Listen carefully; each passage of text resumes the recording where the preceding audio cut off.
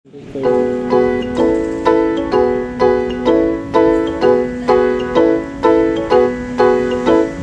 bata may tanong, Ba't ganito? Ba't ganon? hayaang buksan ang isipan. Sa science o agham, tayo na sa siniskwela. Tuklasin natin ang siyensya. Buksan ang pag-iisip, Tayo'y likas na scientist. Tayo na sa siniskwela.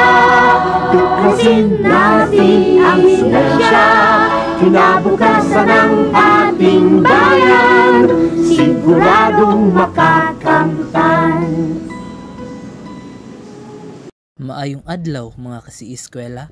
So tun-anday nato karon kay ang bending stress. So unsa day ng bending stress? So ang bending stress is the internal stress that develops in a material such as a beam when an external force or load causes it to bend. So ang bending stress di ay kay internal stress nga ka-develop sa usa ka material like beams kung na external force or load nga mag-cause para mo bend ang atong materials.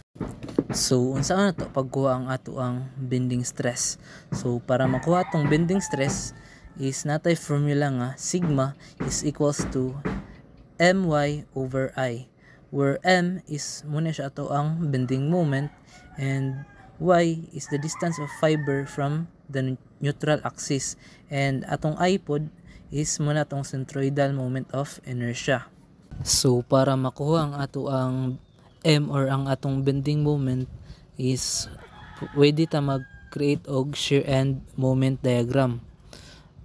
So sa pag-create og shear end moment diagram, pwede ta mo gamit og area and or equation method para maka-create og shear end moment diagram para makuha nato ato ang bending moment. So para makuha nato ato ang y, pag symmetrical is half lang sa ato ang height sa ato ang material. Pag asymmetrical pod, makuha nato ato ang c by using Varignon's theorem. Area total is times y bar equals to area 1 times y plus area 2 y2 plus area 3 y3 and so on. So para makuha ang ato ang I, gamitan to og formula nga sa centroidal moment of inertia, which is 1 over 12 base times height cube. Muna din ato ang centroidal moment of inertia or ato ang I. So aron nga ato pang mas masabtan ang bending stress in beams, mag-solve ta og isa ka problem. So natay problem diri. The simply supported beam in the figure shown has a rectangular cross-section. Compute the maximum bending stress in the beam. Compute the bending stress at a point on section B that is 25 mm below the top of the beam.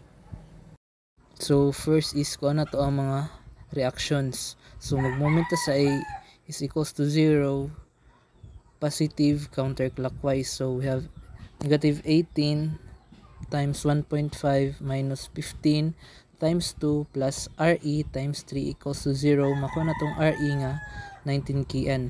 So next is summation of forces sa Y is equals to 0, positive upward.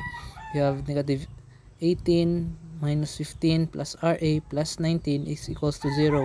Makuha tong RN nga 14 kN. So next is atong i-solve ang I.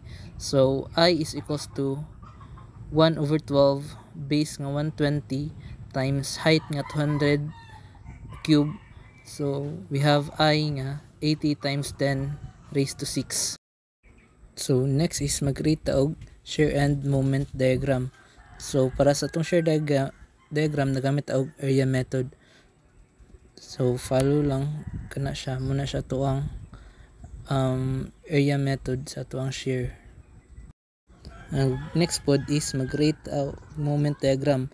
So sa atong moment diagram is nagamit yapon ta og area method para makuha natong So since nakakuha man ta og moment nato, maximum moment, so pwede na ta mag kuha sa atong maximum bending stress.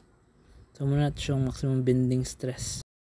And then sa atong bending stress nato at B, atong Y is mahimo na siya 75. Kung manang naka-indicate sa atong kuan na nga below sa ato ang kuan man daw, axis 25. So itong gamiton nga maximum moment is 9.28 moment sa B. So muna siya ato ang answer. Ug kana lang sa karon na video, and unta na mo natunan, and salamat sa paglantaw, and thank you, bye bye. Tuklasin natin ang silensya.